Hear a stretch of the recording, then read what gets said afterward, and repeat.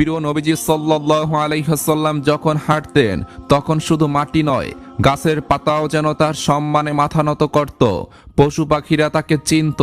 আর নবীজি সাল্লাল্লাহু আলাইহি ওয়াসাল্লাম বনের পশু পাখির বাসা ও ব্যথা বুঝতেন, কারণ তিনি শুধু মানুষের নবী ছিলেন না, তিনি ছিলেন সমস্ত সৃষ্টির নবী, রহমতের নবী। একদিন তিনি সাহাবীদের সঙ্গে সফরে বের হয়েছিলেন। দীর্ঘ পথ চলার পর পথিমধ্যে একটি নিরিবিলি স্থানে তারা কিছু সময়ের জন্য বিশ্রাম নিলেন। চারপাশে ছিল প্রাকৃতিক নীরবতা, আর সেই নীরবতার মাঝেই খোলা আকাশের দিক থেকে একটি ছোট উজ্জ্বল দোয়েল পাখি যেন তার জীবনের শেষ আশ্রয় নিয়ে উড়ে এসে সমাবেশের ঠিক পাশে থাকা একটি ছায়াময় জায়গায় আশ্রয় নিল। পাখিটির ছোট বুক ওঠানামা করছিল এবং মুখে ছিল চরম ভয়, ক্লান্তি ও অসহায়ত্বের ভাব। তার আসার কয়েক সেকেন্ডের মধ্যেই আকাশে চক্কর কাটতে থাকা একটি বিশাল বাস বিদ্যুতের গতিতে নেমে এসে অন্যদিকে একটি লম্বা খেজুর গাছের উঁচু ডালে এসে বসল। বাস পাখির দৃষ্টি তীক্ষ্ণ ছিল, তার আচরণে শিকারের দৃঢ় সংকল্প ছিল। ভীত দোয়েল পাখি মাথা তুলে নবুয়তের উজ্জ্বল শিখা নবীজির দিকে তাকালো এবং তার ছোট কণ্ঠে করুণ আর্তনাদ করে সালাম জানালো। দোয়েল পাখি দুঃখিত ভীত কণ্ঠে বলল, ইয়া রাসূলুল্লাহ, ইয়া হাবিবাল্লাহ, আজ সকাল থেকে এই বাস পাখি আমাকে একটানা তাড়া করছে। সে আমাকে ছিঁড়ে খেতে ব্যতিব্যস্ত। সকাল থেকে এখন পর্যন্ত প্রাণ বাঁচানোর জন্য উঠতে উঠতে আমি প্রায় ক্লান্ত হয়ে পড়েছি। আমার প্রাণ বেরিয়ে যাওয়ার উপক্রম। ও আমার দয়ার নবী, আপনি আমাকে এই হিংস্র বাজ পাখি থেকে বাঁচিয়ে নিন। হে আল্লাহর হাবিব, আমার আরো একটি বড় কষ্ট আছে। আমি আমার দুটি ছোট বাচ্চাকে জোপের পিছনে রেখে এসেছি। না জানি আজ সারাদিন আমাকে না দেখে তারা কতটা কষ্টে আছে। আমার বাচ্চাদের খাতিরে আপনি আমার প্রাণ বাঁচিয়ে নিন। আল্লাহর নবী হযরত মুহাম্মদ সাল্লাল্লাহু আলাইহি ওয়াসাল্লাম দোয়েল পাখির সেই করুণ আর্তনাদ খুব মনোযোগ ও মমতা দিয়ে শুনলেন। তিনি সেই অসহায় প্রাণীটিকে সাহস দিলেন। তার মোবারক চেহারা থেকে যেন শান্তি ও নিরাপত্তার আলো বেরিয়ে আসছিল। নবীজি সাল্লাল্লাহু আলাইহি ওয়াসাল্লাম বললেন, হে দোয়েল পাখি, তুমি শান্ত হও।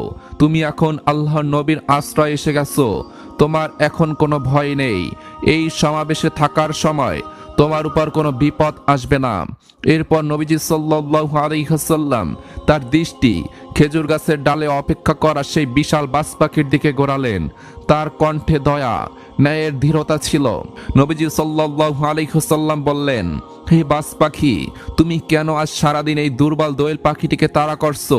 তুমি কেন একে খেয়ে ফেলতে চাও? তখন বাজ পাখি নবীজি মুহাম্মদ সাল্লাল্লাহু আলাইহি ওয়াসাল্লামকে দেখে খুব সম্মান ও দুঃখের সাথে বলল, ইয়া রাসূলুল্লাহ, ইয়া হাবিবাল্লাহ, হে আল্লাহর নবী, আপনার কাছে বেয়াদবির জন্য ক্ষমা চাচ্ছি। হো আল্লাহর হাবিব, আমার অসহায়ত্ব শুনুন। আজ পুরো 2 দিন ধরে আমার পেটে খাবারের একটি দানাও পড়েনি। 2 দিন ধরে কিছু না খাওয়ার কারণে আমার প্রাণ বেরিয়ে যাওয়ার উপক্রম হয়েছে। ও আল্লাহর নবী, আজ সকালে যখন ওই দোয়েল পাখি আমার সামনে এলো, তখন ক্ষুধার সেই তীব্র যন্ত্রণা আমি একদমই সহ্য করতে পারলাম না। তাই বাঁচার একমাত্র উপায় মনে করে আমি সিদ্ধান্ত নিয়েছি ওই দোয়েল পাখিটিকে খাবো। এই জন্যই আমি সকাল থেকে এখন পর্যন্ত তাকে খাওয়ার জন্য তাড়া করছি। বাজ পাখির এই অসহায়ত্ব শোনার পরেও নবীজি তাকে নৈতিকতার দিকে ফিরিয়ে দিলেন এবং দোয়েলের বাচ্চাদের কথা মনে করিয়ে দিলেন। নবীজি বললেন, হে বাজ, তুমি যদি তোমার ক্ষুধার কারণে এই দোয়েল পাখিটিকে খেয়ে ফেলো, তাহলে এই দোয়েল পাখির রেখে যাওয়া ছোট ছোট বাচ্চাদের কি হবে? তুমি কি একবারও ভেবেছো তোমার এক মুহূর্তের ক্ষুধা মেটানো অন্য প্রাণীদের জীবন বিপদে ফেলবে? বাজ পাখি তখন অনুশোচনায় তার স্বরে বলল, হে আল্লাহর হাবিব, আমি কোনো পথ খুঁজে পাচ্ছিলাম না যে কি করলে আমার এই অসহনীয় কষ্ট দূর হবে। আমি 2 দিন ধরে কোনো খাবার না পেয়ে এবং সামনে কোনো আশ্রয় না দেখে যখন এই দোয়েল পাখিটিকে দেখলাম, তখন আমার সমস্ত বুদ্ধি যেন শেষ হয়ে গিয়েছিল। আমি শুধু অপেক্ষা করেছিলাম যে কখন আমি দোয়েল পাখিটিকে খাবো এবং আমার ক্ষুধা নিবারণ করব। হে আল্লাহর নবী, আপনি এখন বলে দিন, নিজের প্রাণ বাঁচানোর জন্য এবং নিজের ক্ষুধা মেটানোর জন্য আমি এখন কি করব? বাজ পাখির সেই করুণ মিনতিতে বিশ্বনবী হযরত মুহাম্মদ সাল্লাল্লাহু আলাইহি ওয়াসাল্লামের হৃদয় কেঁপে উঠল। তিনি তাকে সর্বোত্তম ত্যাগের মাধ্যমে আশ্বাস দিলেন এবং বললেন, হে বাজ, তুমি শান্ত হয়ে বসে পড়ো। তোমার ক্ষুধা নিবারণের ব্যবস্থা আমি রাসূল নিজেই করব। তুমি নিশ্চিন্ত থাকো। এরপর নবীজি সাল্লাল্লাহু আলাইহি ওয়াসাল্লাম দোয়েল পাখিটিকে বললেন, হে দোয়েল পাখি, তোমার কোনো ভয় নেই। তুমি এখন খুশি মনে তোমার বাচ্চাদের কাছে ফিরে যেতে পারো। আমি ওয়াদা করছি এই বাজ পাখি আর তোমার পিছু করবে না। আল্লাহর নবীর মুখ থেকে এমন কথা শোনার পর দোয়েল পাখি আনন্দে নেচে উঠল এবং নবীজিকে বলল, ইয়া রাসূলুল্লাহ, আপনার মুখ থেকে এমন কথা শোনার পর আমার আর কোনো ভয় নেই। আমি এখন নির্ভয় আমার বাচ্চাদের কাছে ফিরে যেতে পারি। এই বলে দোয়েল পাখি বিশ্বনবীকে সালাম করল এবং উড়ে নিজের গন্তব্যের দিকে চলে গেল।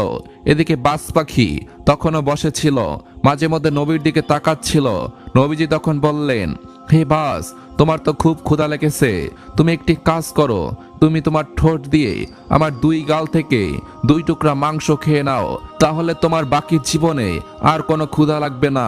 বাজ পাখি তখন নবীজির দিকে তাকিয়ে বলল, ইয়া রাসূলুল্লাহ, আপনার এই চাঁদের মতো সুন্দর মুখ দেখে আমার সমস্ত ক্ষুধা মিটে গেছে। হে আল্লাহর নবী, আমার কলিজা ঠান্ডা হয়ে গেছে। ও আল্লাহর হাবিব, আমাকে আপনার মুখ থেকে মাংস খেতে হবে না।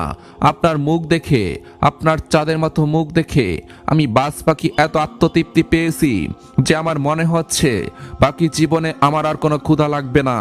এরপর বাজ পাখি বিশ্বনবীকে সালাম করল এবং উড়ে দূর আকাশের দিকে চলে গেল। সুবহানাল্লাহ। এরপরে একদিন প্রিয় নবীজি মুহাম্মদ সাল্লাল্লাহু আলাইহি ওয়াসাল্লাম এক জঙ্গলের পাশ দিয়ে যাচ্ছিলেন। এক ইহুদি একটি হরিণকে শক্ত করে বেঁধে রেখেছে। দয়ার নবী, রহমতের নবী ধীরে ধীরে তার কাছে গেলেন। নবীজিকে দেখা মাত্রই হরিণটি কেঁদে উঠল। হরিণটি দয়ার নবী মুহাম্মদ সাল্লাল্লাহু আলাইহি ওয়াসাল্লামকে দেখার পর সাথে সাথে বলে উঠল, ইয়া রাসূলুল্লাহ, ইয়া হাবিবাল্লাহ, আজ সকালে আমি আমার বাচ্চাদেরকে বাসায় রেখে খাবার অন্বেষণের জন্য বের হয়েছিলাম। হে আল্লাহর নবী, এমন সময় ইহুদি আমার সামনে আসে এবং আমাকে বন্দি করে ফেলে। সকাল থেকে এই পর্যন্ত সে আমাকে বন্দি করে রেখেছে। হে আল্লাহর নবী, আমার দুধের বাচ্চা রয়েছে। সকাল থেকে এই পর্যন্ত তাদেরকে আমি দুধ খাওয়াতে পারিনি। হয়তোবা তারা আমাকে না পেয়ে অনেক অস্থির হয়ে পড়েছে এবং তাদের গলা দুধ না খাওয়ার কারণে শুকিয়ে গিয়েছে। হে আল্লাহর নবী, ওগো আল্লাহর হাবিব, আমি শেষবারের মতো আমার বাচ্চাদের সাথে একবার সাক্ষাৎ করতে চাই। দয়া করে আপনি এর একটি ব্যবস্থা করে দিন। হরিণের এই আরজি শুনে দয়ার নবী, রহমতের নবী মুহাম্মদ সাল্লাল্লাহু আলাইহি ওয়াসাল্লামের অন্তর কেঁপে উঠল। সেই করুণাময় হৃদয়ে সে কখনো কোনো প্রাণীর কষ্ট সহ্য করতে পারতেন না। তিনি নরম কণ্ঠে বললেন, হে ইহুদি, তুমি কেন এই হরিণটিকে আটকে রেখেছো? তখন ওই ইহুদি বলল, আমি হরিণকে শিকার করেছি, আর জঙ্গলের প্রাণী শিকার করা তো বৈধ, তাই আমি হরিণকে আটকে রেখেছি। তখন আমাদের মায়ার নবী, দয়ার নবী মুহাম্মদ সাল্লাল্লাহু আলাইহি ওয়াসাল্লাম বললেন, হে ইহুদি, তুমি কি দেখতে পাচ্ছ না এটা একটি মা হরিণ এবং তার স্তন দুধে পরিপূর্ণ হয়ে রয়েছে। সে তার বাচ্চাদেরকে দুধ না খাওয়ার কারণে অনেক কষ্ট পাচ্ছে। তুমি তাকে ছেড়ে দাও। তখন ইহুদি বলল, আমি এত কষ্ট করে তাকে শিকার করেছি, আর তোমার কথা মতো আমি তাকে ছেড়ে দেব? তখন দয়ার নবী বিশ্বনবী ওই ইহুদিকে বললেন, তুমি তাকে ছেড়ে দাও। তার সন্তানদের সাথে দেখা করতে চায়, তার সন্তানদের সাথে দেখা করে এবং তাদেরকে দুধ পান করিয়ে সে আবার তোমার কাছে ফিরে আসবে। বিশ্বনবীর এই কথা শুনে ইহুদি বলল, বনের হরিণ কি আপনার বাপ দাদার সম্পদ যে তাকে একবার ছেড়ে দিলে সে আবার ফিরে আসবে?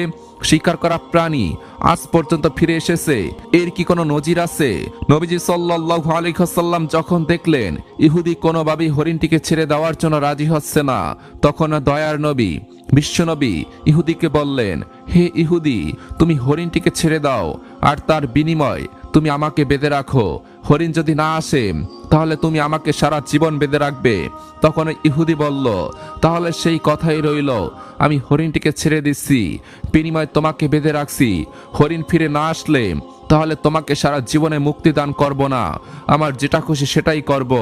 অতঃপর ইহুদি হরিণটিকে ছেড়ে দিল এবং দয়ার নবী মুহাম্মদ সাল্লাল্লাহু আলাইহি ওয়াসাল্লামকে বেঁধে রাখলো। তখন সারাপে ওই বনের হরিণ তাড়াহুড়া করে বনের মধ্যে হারিয়ে গেল। তখন ইহুদি মনে মনে ভাবতে লাগলো, হরিণটি আর কোনোদিন ফিরে আসবে না, আর এই লোকটাকে আমি সারা জীবন এভাবে বেঁধে রাখবো। এই লোকটির চেয়ে বোকা মানুষ এই পৃথিবীতে দ্বিতীয়টি নেই। একটা বনের হরিণের জন্য সে নিজের জীবনকে বিপদে ফেলল। বনের হরিণ দৌড়াতে দৌড়াতে তার সন্তানদের কাছে এসে পৌঁছালো। তখন তার সন্তানেরা তাকে জিজ্ঞাসা করলো, আম্মা জান, আজ সকাল থেকে আপনি কোথায় ছিলেন? আমরা আপনার জন্য অপেক্ষা করতে করতে ক্লান্ত হয়ে পড়েছি। আমরা আপনার দুধ পান করতে না পেরে আমাদের গলা শুকিয়ে গিয়েছে। তখন মা হরিণ তার সন্তানদেরকে বলল, হে আমার সন্তানেরা, তোমরা জীবনের শেষবারের মতো আমার সাথে দেখা করে নাও এবং আমার দুধ পান করে নাও, আর জীবনে তোমাদের সাথে হয়তো বা দেখা নাও হতে পারে। তখন হরিণের সন্তানেরা তাকে বলল, আম্মা জান, কেন আপনি কেন এমন কথা বলছেন? কেন জীবনে আর আপনার সাথে দেখা হবে না? তখন ওই মা হরিণ তাদেরকে বলল, হয় তোমরা তাড়াতাড়ি করে আমার দুধ পান করো। আজ সকালে যখন খাবার অন্বেষণের জন্য বের হয়েছিলাম, তখন এক ইহুদি আমাকে বন্দি করে ফেলেছিল। অতঃপর মায়ার নবী মুহাম্মদ সাল্লাল্লাহু আলাইহি ওয়াসাল্লাম সেই পথ দিয়ে যাচ্ছিলেন। তখন আমি তাকে ডেকে তোমাদের কথা খুলে বললাম এবং তাকে আরো বললাম, ইয়া রাসূলুল্লাহ, আমার সন্তানরা দুধ খেতে না পেরে পিপাসার্ত অবস্থায় আমার পথের দিকে তাকিয়ে আছে, আপনি আমাকে তাদের কাছে যাওয়ার ব্যবস্থা করে দিন। তখন মায়ার নবী মুহাম্মদ সাল্লাল্লাহু আলাইহি ওয়াসাল্লাম নিজেকে জিম্মি রেখে আমাকে তোমাদের কাছে পাঠিয়েছে। ও আমার সন্তানেরা, নিষ্ঠুর ইহুদি আমার মায়ার নবীকে বেঁধে রেখেছে, তাই তোমরা তাড়াতাড়ি আমার দুধ পান করো। আমাকে আবার জলদি ফিরে যেতে হবে, আমি আমার নবীকে কষ্ট দিতে পারবো না। যখন হরিণের সন্তানেরা শুনল তাদের মায়ার নবীকে বেঁধে রেখে তাদের সাথে শেষবারের মতো দেখা করার জন্য এবং তাদেরকে দুধ পান করানোর জন্য এসেছে, তখন হরিণের সন্তানেরা বলে উঠল, মুহাম্মদ জান, আপনি কিভাবে ভাবলেন মায়ার নবী ইহুদির হাতে বন্দী রয়েছে, আর মায়ার নবীকে বন্দী অবস্থায় রেখে আমরা আপনার দুধ পান করব? আপনি চলুন, আমরাও আপনার সাথে যাব। দয়ার নবী মুহাম্মদ সাল্লাল্লাহু আলাইহি ওয়াসাল্লামের কোনো কষ্ট আমরা সহ্য করতে পারবো না। অতঃপর হরিণ ও তার সন্তানেরা মায়ার নবী মুহাম্মদ সাল্লাল্লাহু আলাইহি ওয়াসাল্লামের মায়ায় তার কাছে যাওয়ার জন্য রওনা করল। ওদিকে হরিণে আসতে কিছুটা দেরি হওয়ায় ইহুদি হযরত মুহাম্মদ সাল্লাল্লাহু আলাইহি ওয়াসাল্লামকে বলতে লাগলো, তোমার মতো বোকা মানুষ আমি আর এই পৃথিবীতে দেখিনি। বনের শিকার করা হরিণ, তাকে ছেড়ে দিলে সে কি আর কোনোদিন ফিরে আসে? আর একটা বনের হরিণের জন্য তুমি নিজেকে আমার কাছে বন্ধক রেখেছো। কিয়ামত পর্যন্ত এই হরিণ আর ফিরে আসবে না, আর কিয়ামত পর্যন্ত তুমি আমার কাছ থেকে ছাড়াও পাবে না। তখন দয়ার নবী বিশ্বনবী মুহাম্মদ সাল্লাল্লাহু আলাইহি ওয়াসাল্লাম ওই ইহুদির এই কথা শুনে বললেন, ওহে ইহুদি, তুমি একটু ধৈর্য ধারণ করো, হরিণ অবশ্যই আমার মায়ায় আবার তোমার কাছে ফিরে আসবে। ইহুদি তখন নবীজির এই কথা শুনে বলল, হে মুহাম্মদ, তোমার এই অলিক কল্পনা ছেড়ে দাও। আমি দৃঢ় বিশ্বাসের সাথে বলছি, কিয়ামতের আগ পর্যন্ত হরিণ আর ফিরে আসবে না। এইভাবে কিছুটা সময় কেটে গেল, আর ইহুদি মনে মনে ভাবতে লাগলো, মুহাম্মদকে আটকে রেখে বড় রকমের একটি অর্থ তার সঙ্গীদের কাছ থেকে আমি উসুল করে নিতে পারবো। বনের হরিণ কি জীবনে কারো মায়ায় ফিরে আসে? এই লোকটা একটি বেকুব ছাড়া কিছুই হবে না। এইভাবে আরো কিছু সময় অতিবাহিত হওয়ার পর ইহুদি দেখলো বনের শুধু হরিণ নয়, বনের হরিণের সাথে তার সন্তানেরাও ফিরে এসেছে। এই দৃশ্য দেখে ইহুদি অত্যন্ত অবাক হয়ে গেল। তখন দয়ার নবী বিশ্বনবী হযরত মুহাম্মদ সাল্লাল্লাহু আলাইহি ওয়াসাল্লাম হরিণকে জিজ্ঞাসা করলেন, ওই হরিণ, তুমি তোমার সন্তানদেরকে নিয়ে কেন এসেছো? কথা তো ছিল তুমি একাই ফিরে আসবে। তখন ওই হরিণ বলল, ইয়া রাসূলুল্লাহ, আমি যখন আমার সন্তানদের কাছে ফিরে গিয়ে বললাম আমার নবী মুহাম্মদ সাল্লাল্লাহু আলাইহি ওয়াসাল্লামকে বন্দী রেখে তাকে জিম্মাদার রেখে আমাকে তোমাদের কাছে জীবনের শেষবারের মতো দেখা করার জন্য পাঠিয়েছে এবং জীবনের শেষবারের মতো দুগ্ধ পান করার জন্য পাঠিয়েছে, তখন আমার সন্তানেরা বলল, ওহে আম্মা জান, আপনি কিভাবে ভাবলেন মায়ার নবী মুহাম্মদ সাল্লাল্লাহু আলাইহি ওয়াসাল্লামকে বেঁধে রেখে আমরা আপনার দুধ পান করব? ইয়া রাসূলুল্লাহ, তখন আমার সন্তানেরা আমার সাথে রওনা করে চলে এসেছে। হে আল্লাহর নবী, আপনার সাথে বেয়াদবি করার জন্য আপনি আমাদেরকে ক্ষমা করে দিন। এতক্ষণ পর্যন্ত আমরা আপনাকে কষ্ট দিয়েছি, অতঃপর ইহুদিকে লক্ষ্য করে বিশ্বনবী বলতে লাগলেন, ওহে ইহুদি, এই নাও তোমার শিকার করা হরিণ ফিরে এসেছে। শুধু সে ফিরে আসেনি, ফিরে এসেছে তার সকল সন্তানগুলিও। এখন তুমি তাদেরকে তোমার কাজে ব্যবহার করতে পারো। আর তুমি একথা মনে রেখো, আমি সত্য নবী। আমি শুধু মানুষের নবী নয়, আমি বন জঙ্গলের পশু পাখি এবং সমগ্র জাহানের নবী। উক্ত কথাগুলো বলে দয়ার নবী মুহাম্মদ সাল্লাল্লাহু আলাইহি ওয়াসাল্লাম চলে যেতে লাগলেন। তখন ইহুদি পিছন থেকে নবীজি সাল্লাল্লাহু আলাইহি ওয়াসাল্লামকে ডাক দিয়ে বললেন, ইয়া রাসূলুল্লাহ, ইয়া হাবিবাল্লাহ, বনের হরিণ যার মায়ায় ফিরে আসে, আমি বুঝতে পেরেছি তিনি আল্লাহর নবী ছাড়া আর কেউই হবেন না। হে আল্লাহর রাসূল, আমাকে আপনি আপনার হাতে হাত রেখে কালেমা পড়ি মুসলমান করিয়ে দিন। আর এই হরিণের আমার কোনো দরকার নেই। আপনি আমাকে আপনার চরণতলে রেখে আপনার গোলামি করার সুযোগ দিন। অতঃপর হযরত মুহাম্মদ সাল্লাল্লাহু আলাইহি ওয়াসাল্লামের হাতে হাত রেখে সেই ইহুদি মুসলমান হয়ে গেল। সুবহানাল্লাহ। এরকম আরেকটি ঘটনা, একদিন নবীজি সাল্লাল্লাহু আলাইহি ওয়াসাল্লাম সাহাবীদেরকে নিয়ে একটি সভায় বসাছিলেন। তখনই একটি উট দৌড়াতে দৌড়াতে আল্লাহ রাসূল সাল্লাল্লাহু আলাইহি ওয়াসাল্লামের মাথার কাছে এসে দাঁড়িয়ে গেল। এমন মনে হচ্ছিল যেন উট আল্লাহ রাসূল সাল্লাল্লাহু আলাইহি ওয়াসাল্লামের কানে কানে কিছু বলছে।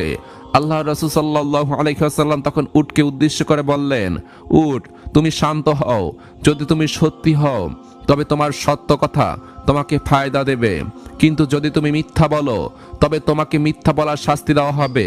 নিশ্চয়ই যে আমার কাছে আশ্রয় নেয় আল্লাহ তাআলা তাকে নিরাপত্তা দেন, এবং যে আমার কাছে আশ্রয় নেয় তাকে আল্লাহ কখনো মুখাপেক্ষী হতে দেন না। তখন সাহাবীরা জিজ্ঞাসা করলেন, ইয়া রাসূলুল্লাহ, উট আপনাকে কি বলেছে? আল্লাহ রাসূল সাল্লাল্লাহু আলাইহি ওয়াসাল্লাম ফরমান করলেন, এই আমাকে বলেছে যে এর মালিক একে জবেহ করে এর গোশত খাওয়ার সিদ্ধান্ত নিয়ে ফেলেছে, তাই এটি এর মালিকের কাছ থেকে পালিয়ে এসেছে এবং এখানে এটি আমার কাছে সাহায্য চাইছে। এরপরে নবীজি সাল্লাল্লাহু আলাইহি ওয়াসাল্লাম সাহাবীদেরকে আরো কিছু আরজ করতেছিলেন। ঠিক তখনই উটের মালিক সেখানে দৌড়াতে দৌড়াতে হাজির হলো। যখন সেই উট তার মালিককে আসতে দেখলো, তখন সে আবার আল্লাহ রাসূল সাল্লাল্লাহু আলাইহি ওয়াসাল্লামের কাছে গিয়ে দাঁড়িয়ে গেল এবং ঠিক নবীজি সাল্লাল্লাহু আলাইহি ওয়াসাল্লামের পিছনে লুকানোর চেষ্টা করতে লাগলো। উটটির মালিক বলল, ইয়া রাসূলুল্লাহ, আমার এই উট 3 দিন আগে আমার কাছ থেকে পালিয়ে গিয়েছিল। আজ আমি এটিকে আপনার কাছে পেলাম। এই শুনে আল্লাহ রাসূল সাল্লাল্লাহু আলাইহি ওয়াসাল্লাম বললেন, এই উট আমার কাছে অভিযোগ দায়ের করেছে। এই উটটি আমাকে বলেছে এটি তোমার কাছে বহু বছর ধরে পালিত হয়েছে। যখন প্রচন্ড গরমের সময় আসতো তখন তুমি এর পিঠে সওয়ার হয়ে ঘাস এবং চরণভূমির এলাকায় যেতে, আর যখন শীতের সময় আসতো তখন তুমি এর পিঠে সওয়ার হয়ে গরম এলাকার দিকে সফর করতে। আর এটি এখন যখন তার বার্ধক্যে পৌঁছে গেছে তখন তুমি এটিকে জবেহ করে এর গোশত খাওয়ার পরিকল্পনা করেছো। তখন উটটির মালিক অবাক হয়ে বলল, হে আল্লাহর রাসূল, এই ঘটনা একেবারে সত্যি আপনি যেভাবে বর্ণনা করেছেন, কিন্তু প্রশ্ন হলো উট আপনাকে এই সব কিভাবে বলল? তখন নবীজি আর কিছু না বলে তাকে বললেন, একজন বিশ্বস্ত খাদেমকে তার মালিকের খেদমতের বদলে কি এটাই পুরস্কার পাওয়া উচিত? উটটির মালিক বলল, ইয়া রাসূলুল্লাহ, এখন আমি এটিকে বিক্রিও করব না, জবেহ করব না। আপনি যা অনুমতি দেবেন আমি তাই করব। এরপর নবীজি সাল্লাল্লাহু আলাইহি ওয়াসাল্লাম সেই উটের মালিকের কাছ থেকে 100 দিরহামের বিনিময়ে সেই উটটি কিনে নিলেন। তারপর তিনি উটকে বললেন, হে উট, তুমি যাও, এখন থেকে তুমি আজাদ। আল্লাহ তাআলার দেওয়া রিজিক রুজি তালাশ করো। কিন্তু সেই উটটি আল্লাহ রাসূল সাল্লাল্লাহু আলাইহি ওয়াসাল্লামের মাথার কাছে তার মুখ বাড়ালো এবং মুখ দিয়ে আওয়াজ বের করলো, যা শুনে আল্লাহ রাসূল সাল্লাল্লাহু আলাইহি ওয়াসাল্লাম বললেন, আমিন আমিন। উটটি আবারও মাথা নাড়িয়ে কি যেন দোয়া করলো। তখন নবীজি সাল্লাল্লাহু আলাইহি ওয়াসাল্লাম আবারও বললেন, আমিন আমিন। উটটি আবারও দোয়া করতে লাগলো। তখন আল্লাহ রাসূল তৃতীয়বার বললেন, আমিন আমিন।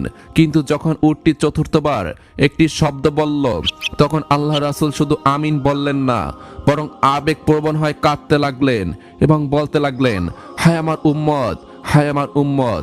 এমনকি নবীজি সাল্লাল্লাহু আলাইহি ওয়াসাল্লামের চোখ থেকে অশ্রু গড়িয়ে পড়তে লাগলো। তখন সাহাবীরা তাকে জিজ্ঞাসা করলেন, হে আল্লাহর রাসূল, এই উট আপনাকে কি বলেছে যার জন্য আপনি কান্না করছেন? তখন নবীজি সাল্লাল্লাহু আলাইহি ওয়াসাল্লাম বললেন, উটটি আমাকে প্রথমবার বলল, হে আল্লাহর রাসূল, আল্লাহ আপনাকে ইসলাম এবং কোরআনের মাধ্যমে উত্তম প্রতিদান দান করুক। আমি তখন বললাম, আমিন। তারপর সে আমাকে আবারও বলল, আল্লাহ তাআলা কিয়ামতের দিন আপনার উম্মতদের অন্তর থেকে সমস্ত ভয় ও আতঙ্ক এমনভাবে দূর করে দিক, যেমন আজ আপনি আমার অন্তর থেকে ভয় দূর করে দিলেন। আমি বললাম আমিন। তারপর সে দোয়া করল, আল্লাহ তাআলা আপনার উম্মতদের রক্তকে শত্রুদের হাত থেকে এমনভাবে হেফাজত রাখুক, যেমন আজ আপনি আমার রক্তকে হেফাজত রেখেছেন। এরপর সে আবার বলল, আল্লাহুম্মা আমিন। এরপর চতুর্থবার উটটি বলেছিল, আল্লাহ তাআলা আপনার উম্মতকে নিজেদের মধ্যকার ঝগড়া বিবাদ, হানাহানি, যুদ্ধ বিগ্রহের মতো জিনিসগুলো থেকে হেফাজতে রাখুক। এই কথা শুনে আমিন বলতে যাচ্ছিলাম, কিন্তু সেই দোয়া কবুল হবে না। তখনই আল্লাহর তরফ থেকে নির্দেশ এলো। এই শুনে আমার কান্না চলে আসলো, কারণ এই দোয়া আমি আমার উম্মতদের জন্য আল্লাহর কাছ থেকে অনেকবার করেছি, কান্নাকাটি করে দোয়া করেছি, হে আল্লাহ, আমার উম্মতকে অভ্যন্তরীণ ফিতনা, ঝগড়া বিবাদ থেকে বাঁচাও। কিন্তু আল্লাহ তাআলা আমার প্রথম 3টি দোয়া কবুল করেছেন, তবে শেষেরটি কবুল করেননি। হযরত জিবরাইল আলাইহিস সালাম তখন আমাকে আল্লাহর পক্ষ থেকে খবর দিয়েছেন এবং বলেছেন, হে আল্লাহর রাসূল, আপনার উম্মতদের জন্য সবচেয়ে বড় ফিতনা হবে যে তারা নিজেদের মধ্যে ছোটখাটো ভুল ত্রুটি নিয়ে একে অপরের বিরুদ্ধে ফতোয়াবাজি করবে, ফিতনাবাজি করবে, ঝগড়াঝাটি করবে, এগুলোতে লিপ্ত হবে এবং এই সব করে তারা ধ্বংস হবে। যখন বাইরের শত্রু তাদের উপর হামলা করবে তখন তারা অভ্যন্তরীণ কন্দনে ব্যস্ত থাকবে। এই সব কিছু যা হবে তা সবই তাকদিরে লেখা হয়ে গেছে, তাই এই বিষয়ে আল্লাহ আপনার দোয়া কবুল করবেন না। তখন নবীজি সাল্লাল্লাহু আলাইহি ওয়াসাল্লাম বললেন, এজন্য আমি কেঁদেছি, আমার চোখ থেকে পানি বের হয়ে গিয়েছে। আমাদের প্রিয় নবীজি সাল্লাল্লাহু আলাইহি ওয়াসাল্লাম শুধু মানব জাতির জন্যই নয়, বরং তিনি সমগ্র জগৎ, মানুষ, জিন এবং সমস্ত প্রাণীর জন্য রহমত ছিলেন। ইসলামিক স্বার্থে এরকম ভিডিওগুলো পেতে আমাদের চ্যানেলটি সাবস্ক্রাইব করে রাখুন। ধন্যবাদ।